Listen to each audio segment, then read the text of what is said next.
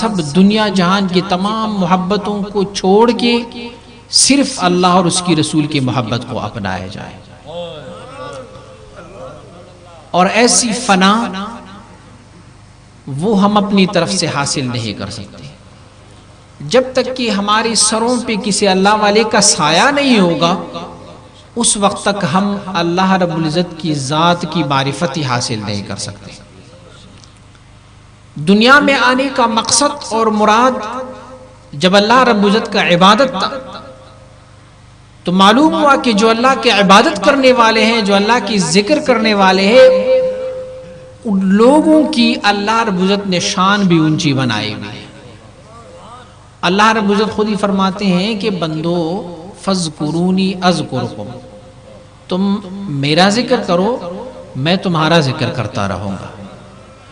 اور حدیث شریف میں ہے رسول اکرم صلی اللہ علیہ وسلم فرماتے ہیں کہ ایک بندہ جب پروردگار عالم کا ذکر کرتا رہا ہے تو اللہ رب العزت اس کو ملائکہ اعظام کے سامنے یاد فرماتا ہے، اور اللہ رب العزت فرماتا ہے اے میرے ملائکہ آپ تو کہتے ہوتے، تم لوگ تو یہ کہتے ہوتے کہ جب یہ دنیا میں جائیں گے یہ لوگ تو پھر وہاں دنگا فساد ہوگا، لیکن آج دیکھو کہ میرا ذکر کرتے ہوئے پائے جا رہے ہیں. اور یہ ذکر کی نعمت آج اگر ہم اور آپ دیکھیں اس دنیا میں کتنی بادشاہ گزرے ہوں گے، کتنی سلطنتیں ہوں گی، کتنے بڑے بڑے مالدار لوگ گزرے ہوں گے. آج تم ان کی قبروں میں بھی چلے جاؤ اور ان لوگوں کی مزارات کو بھی دیکھو جنہوں نے دنیا میں اللہ کو یاد کیا ہے، جس نے دنیا میں اللہ کا ذکر کیا، اپنی من کو اللہ کے ساتھ لگایا. آج آپ لاہور میں جاؤ داتا دربار میں 965 سال ہو گئے، دن رات کوئی ایسا لمحہ نہیں ہے کہ وہاں پہ اللہ کا ذکر نہیں ہو رہا ہوتا ہے. دنیا میں اگر تم نے اپنے آپ کو فنا کر دیا اللہ رب العزت کا ذکر، اور جو نعمتیں اور جو بڑائیاں جو بہتریاں ہمیں مل رہی ہوتی ہیں وہ صرف اللہ رب العزت کی ذکر اور رسول اللہ صلی اللہ علیہ وسلم کی محبت سے. آج آپ سب لوگ یہاں آئے ہیں کس لیے آئے ہیں؟ سب اللہ والوں کی دیدار کے لیے آئے ہیں. اور اللہ والے کیسے اللہ والے بنے ہیں؟ اس نے اللہ کو یاد کیا تو اللہ نے اس کو مرتبہ یہ دیا کہ آپ کتنے دور دور سے اللہ والوں کی دیدار کے لیے آئے ہوئے ہیں. اور یہ وہ نعمت ہے، وہ کیا ہی خوب فرماتے ہیں نا کہ وہ مے ہے جو طیبہ سے منگائے جاتی ہے، اور یہ توحید کی مے یہ پیالوں سے نہیں، یہ نظروں سے پلائے جاتے ہیں. صحابہ کرام رضوان اللہ تعالی علیہم اجمعین، کوئی یمن سے آیا، کوئی فارس سے آیا، کوئی شام سے آیا، جہاں سے بھی وہ تشریف لائے آقا صلی اللہ علیہ وسلم مبارک کے حضور اقدس میں بیٹھے. حضور نے اس کو پر معمور کر دیا، اور پر معمور کرنے کے بعد فرمانے لگے کہ بیٹا جا اور اپنی علاقے میں دین کا خدمت کرنا شروع کر دی. امام ربانی مجرب ثانی رحمۃ اللہ علیہ فرماتے ہیں ہمارا سلسلہ عالیہ نقشبندیہ بعین ہی صحابہ کرام کا طریقہ ہے کہ صحابہ کرام رضوان اللہ تعالی اجمعین کو رسول اللہ صلی اللہ علیہ وسلم بارک کی صحبت میں جیسے ایک صحبت میں وہ کمالات نبوت مل جاتے، سلسلہ عالیہ نقشبندیہ میں بھی اخلاص اگر ہو، محبت ہو، شیخ کے سامنے بیٹھو، وہ تجھے ایک لمحے میں ایک لحظے میں اللہ کا واصل بنا دیتا ہے. آج مجھے خوشی ہو رہی ہے، مجھے تو سائیں نذیر صاحب کی سمجھ نہیں آ رہی تھی کہ وہ کیا سندھی میں بول رہے تھے، لیکن تھوڑا میں فہم اخذ کیا کہ بتا رہے تھے کہ لڑکانہ والوں سے کسی کو گلہ تھا، کسی بزرگ کو کوئی گلہ تھا لڑکانہ والوں سے. میں کہتا ہوں کہ اس زمانے میں اس بزرگ کو گلہ ہوتا، لیکن آج تو الحمدللہ میں دیکھ رہا ہوں کہ لڑکانے والے بڑے محبت والے لوگ ہیں، بڑے عشق والے لوگ ہیں، عاجزی والے لوگ ہوتے ہیں. اکثر و بیشتر ہم کہیں جاتے ہیں نا کسی پروگرام پہ، وہ لوگ ہمیں دیکھ کے جب وجد حال و کیفیت ہوتا ہے تو وہ مسکراتے ہیں، ہنستے ہیں، مذاق اڑاتے ہیں. لیکن میں نے آپ سب کو عوام کو مشاہدہ کیا ماشاءاللہ سب جو ہے وہ اللہ رب العزت کی عشق و محبت میں مست ہے. موتی ہوتا ہے نا، موتی وہ سیپ میں بند ہوتا ہے، اس کے لیے تھوڑی سی کاریگر کی ضرورت ہوتی ہے تاکہ اس کو سیپ سے نکالے، تھوڑا سا پالش دے اس کو ذرا چمکائے تو پھر قیمت بہت بڑی ہوتی ہے اس کی. آپ ماشاءاللہ سب موتی ہیں، لیکن آپ کے لیے ایک چمکانے والے کی ضرورت ہے. چمکانے والا دیکھیں لکڑی ہوتا ہے نا، درخت سے کاٹا ہوا لکڑی کیا ہوتا ہے، لوگ اس پہ آگ بھی جلاتے ہیں، لیکن اسی لکڑی کا اگر ایک خوبصورت عمارت میں اسی لکڑی کو اگر کسی خوبصورت کاریگر کے ہاتھ میں دیا جاتا ہے تو خوبصورت کاریگر، قابل کاریگر، وہ اس لکڑی سے کیا خوبصورت دروازے بنا کے رکھ دیتا ہے۔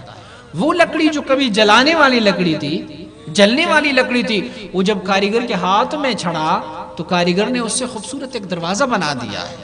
اللہ والے کاریگر ہوتے ہیں، ویسے کاریگر ہوتے ہیں۔ مشائخ اعظام فرماتے ہیں کہ اگر آپ نے کسی کی بہتری کو جاننا ہے، مثلا ایک بندے نے عمارت تعمیر کی، اب عمارت کی خوبصورتی، عمارت کی تکنیک اور عمارت کی جو جاہ و جلال ہے، وہ سب اس عمارت کی بنانے والے کی ذہنی اختراع ہے۔ اگر وہ اتنا کامل نہ ہوتا، اتنا پختہ نہ ہوتا، اتنا علم ان کے پاس نہ ہوتا تو عمارت ایسے نہ بنتی ہوتی۔ آج جب آپ کے سامنے یہ جو آپ کے اپنے علاقے میں رہنے والے لوگ جو کبھی دنیا داری کے ساتھ لگے ہوتے تھے، جو کبھی دل اللہ کی یاد سے غافل ہوتا تھا، اور آج آپ دیکھ رہے ہیں کہ سر سے لے کے پاؤں تک رسول اللہ صلی اللہ علیہ وسلم بارک کی سنتی اطہار پہ مزین ہے، تو یہ کسی کاریگر کا کمال ہے۔ وہ کاریگر کے ہاتھ میں چھڑ گئے تو کاریگر نے اس کو ایسا بنا دیا کہ دوسروں کے لیے ایک ماڈل رول دیا کہ یہ ہے۔ اور قانون یہ ہے کہ اگر آپ نے پیر کی منزلت اور قدر کو جاننا ہے تو پہلے اس کی مرید کو دیکھو کہ مرید کا کیا حال ہے، اس سے آپ قیاس کنز گلستان من بہار مرا۔ اور جب آپ اللہ والوں کے ساتھ بیٹھو گے تو اللہ والے کے ساتھ بیٹھنے والے لوگ جو ہے وہ بدبخت نہیں ہوتے۔ کیا ہے؟ اصحاب کہف کا کتا ہے، کتا جس گھر میں کتا ہوتا ہے اس میں ملائکہ اعظام بھی تشریف نہیں لے کے جاتے، لیکن وہ اصحاب کہف کا کتا ہے، اس نے اللہ والوں کا دامن پکڑا، اللہ والوں کے ساتھ وابستہ رہا، اللہ والوں نے اس کو کتا نہیں رہنے دیا بلکہ اس کتے کی حیثیت کو بھی تبدیل کر لیا۔ اللہ نے اس کو فضیلت یہ دیا کہ قرآن میں جب ہم اس کتے کا نام لیتے ہیں تو ہر حرف پہ ہمیں 10 نیکیاں مل جاتی ہیں۔ تھا وہ کتا، لیکن جب اللہ والوں کے ساتھ وابستہ ہوا تو اللہ والوں نے اس کو مرتبہ اور منزلت یہ دیا۔ مولانا روم رحمۃ اللہ تعالی فرماتے ہیں کہ اللہ والوں کی نگاہ اور نظر، اس میں کمال یہ ہوتا ہے کہ ہمارے اندر 99 امراض باطنیہ ہے، 99 امراض ہے۔ جب اللہ والے ہم پہ نظر کرتے ہیں، ہمارے اندر باطن میں 99 امراض ہے، یہ طبیب حاذق ہے، یہ ڈاکٹرز ہیں ہمارے باطن کے، یہ ہمیں سکھاتے ہیں، ہمیں بتاتے ہیں تم میں یہ نقصان ہے، یہ نقصان ہے، یہ عیب ہے، یہ عیب ہے، اور وہ اپنی نظروں سے، اپنی نگاہوں سے، اپنی باطنوں سے ہمیں شفا دے دیتا ہے ان بیماریوں سے۔ رسول اللہ صلی اللہ علیہ وسلم بارک کی صحبت اطہر میں جب بھی کوئی بندہ آتا، چاہے وہ کفر و شرک اور گمراہی میں تھا، لیکن جب وہ ایمان اور کلمات پڑھتا، رسول اللہ صلی اللہ علیہ وسلم بارک کی ایک صحبت وہ آسمان کے ستاروں کے مانند بنا دیتا اللہ رب۔ ایسے ہی اولیاء اللہ ہے۔ آج میں اکثر و بیشتر کہتا ہوں کہ حضرت مبارک صاحب رحمۃ اللہ تعالی کو اللہ رب العزت نے سخا دیا ہوا ہے۔ سخا کیسے ہے؟ ہم نے بڑے گدی نشینوں کو دیکھا ہوا ہے، جب والد فوت ہوتا ہے تو اپنے بیٹا فوت ہوتا ہے، پوتا پڑ پوتا، ہاں اسی خاندان سے کبھی باہر پیری کو نہیں بھیج دیتے، لیکن مبارک صاحب کی ذات وہ سخی ذات ہے کہ ان کے پاس جو بھی آیا پور معمور کر کے بھیج دیا، بیٹا خدمت کرو دین کا۔ اور آپ خوش قسمت ہے سندھ والو، لڑکانے والو، تم تو محبت والے ہو۔ اکثر و بیشتر یہ ہوتا ہے نا، پتنگ جو ہوتا ہے وہ شمع کے پیچھے جاتا ہے، نہیں ہوتا ہے نا دور سے کوئی روشنی نظر آتی ہے تو پتنگ یہاں سے اڑتا شمع پہ جاتا، اپنے آپ کو جلا ڈالتا ہے۔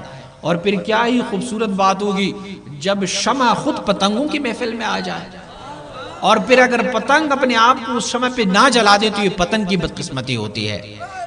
آپ سب پتنگ ہیں ماشاءاللہ، لیکن شمع بھی آپ کے پاس موجود ہے۔ اللہ نے آپ کو سائیں نذیر احمد جیسے ہستی دی ہوئی ہے، اس کی قدردان رہو، اس کی سینے میں، اس کی باطن میں جو فیض ہے وہ فیض حاصل کرو، اپنے آپ کو رسول اللہ صلی اللہ علیہ وسلم بارک کی صحیح اور سچی اور سچی محبت سے اپنے آپ کو بہرمند کر دو کہ ہم نے دنیا میں صرف ایک دفعہ آنا ہوتا ہے، بار بار دنیا میں بندہ نہیں آتا۔ اور اگر ہم کہیں کل پرسوں رسول اللہ صلی اللہ علیہ وسلم فرماتے ہیں کہ یہ مصوفون جو ہے کہ سوف افعلو، کل کر دوں گا، پرسوں کر دوں گا، فرماتے ہیں وہ ہلاکہ، وہ سب ہلاک ہو گئے۔ آج سے کل اور کل سے پرسوں نہیں، آج کا گھڑی، آج کا یہ ساعت جو ہے وہ آپ کے لیے غنیمت ہے۔ آپ نے دیکھا الحمدللہ اتنے نورانی چہرے والے، ہم پڑھتے ہوتے تھے نا کتابوں میں، سنتے تھے بزرگوں سے کہ فلان علاقے میں ایک اللہ کا ولی تھا اور لوگ ان کی زیارت کے لیے جاتے تھے۔ تو زیارت میں جانے کے لیے کیا ہوتا تھا؟ وہاں جب جاتے تو اس کو ولی کا علامت کیا ہوتا تھا؟ ولی کا علامت یہ ہوتا تھا کہ ذو ذکر اللہ، جب آپ اسے دیکھتے تو تجھے اللہ یاد آتا۔ اب سچ بولو، آپ جب آپ ان اللہ کے ولیوں کا دیدار کرتے ہو تو تجھے اپنا پروردگار یاد آتا ہے کہ نہیں؟ جب تجھے اپنا پروردگار یاد آتا ہے تو تمہارا دل تصدیق کرتا ہے کہ یہ اللہ کے ولی ہے۔ یوں مت سمجھو کہ یہ میرے گاؤں والے لوگ ہیں۔ سائیں نذیر احمد صاحب ہمارے ساتھ چھوٹے بچپن سے بڑے ہوئے یار، اس کے باپ دادا کو میں جانتا ہوں، فلاں کرتا ہوں، یہ تو ویسے کھانا کھاتا ہے جیسے میں کھاتا ہوں، ویسے پہنتے ہیں جیسے میں پہنتا ہوں، ویسے چلتے ہیں جیسے میں چلتا ہوں۔ نہیں، ذالک فضل اللہ یؤتیہ من یشاء، یہ پروردگار کا فضل ہے، اللہ جسے چاہے اس کو نواز دیتے ہیں، جیسے اللہ چاہے اس کو نواز دیتے ہیں۔ فلہذا آج ہم سائیں نذیر فرما رہے تھے کہ میں نے دعوت دی اور دعوت پہ مطلق دعوت دیتے ہوئے یہ لوگ آئے۔ ہمارا کام ہی یہی ہے، ہماری ڈیوٹی یہی لگی ہوئی ہے۔ داؤد علیہ السلام کو اللہ رب فرماتے ہیں یا داؤد اذا رأیت لی طالبا فقل لہ خادما، اے داؤد جب تجھے میرا کوئی طالب نظر آئے تو اس کا خادم بن جا۔ اللہ رب العزت نے جو ہمیں کچھ دیا ہوا ہے، ہمارے پہ اللہ نے فرض بھی یہ لگایا ہوا ہے کہ اسے دوسروں تک پہنچاؤ، چاہے ہمیں دنیا کے کسی کونے میں بھی جانا پڑے گا، ہم وہاں پہ جاتے ہیں۔ اور پھر جو محبت والے لوگ ہیں وہ لے لیتے ہیں، جو غیر محبت والے ہوتے ہیں وہ محروم رہتے ہیں۔ اللہ ہم اور آپ کو توفیق دے کہ اللہ والوں کی سینوں سے اپنی سینوں کو روشن کر دیں، ان کی شمع سے اپنی شمع کو جلا ڈالے، ان کی گھر کی روشنی سے اپنے گھر کو بھی روشن بنا دے۔ اور آپ یہ جو آپ کے ساتھی ہے، آپ دیکھ رہے ہیں جو رسول اللہ صلی اللہ علیہ وسلم بارک کی عشق و محبت میں تڑپتے ہیں، پڑکتے ہیں، یہ جو سر سے لے کے پاؤں تک رسول اللہ صلی اللہ علیہ وسلم بارک کی سنت مطہرہ پہ مزین ہے، یہ کسی ولی کامل کی نگاہ پڑی ہے ان لوگوں پہ۔ جب اس کامل ہستی کی نگاہ پڑتی ہے تو پھر چور کو بھی اللہ کا ولی بنا دیتے ہیں، زانی کو بھی اللہ کا ولی بنا دیتے ہیں، اس سے چور کا چوری چھوٹ جاتا ہے، زانی کا زنا چھوٹ جاتا ہے، سود خور کا سود چھوٹ جاتا ہے۔ اللہ کی نگاہ، اللہ کے ولیوں کی نگاہ میں وہ تاثیر دے گی کہ بدلتی ہزاروں کی تقدیر دے گی۔ اللہ آپ سب کی تقدیر کو تبدیل کر دیں، اللہ آپ کو سب کو نیکوں کی طرف راجع کریں، اور اللہ رب العزت آپ کو آقا صلی اللہ علیہ وسلم بارک کی سچی اور سچی محبت عطا فرمائے۔ وما علیہ الا البلاغ۔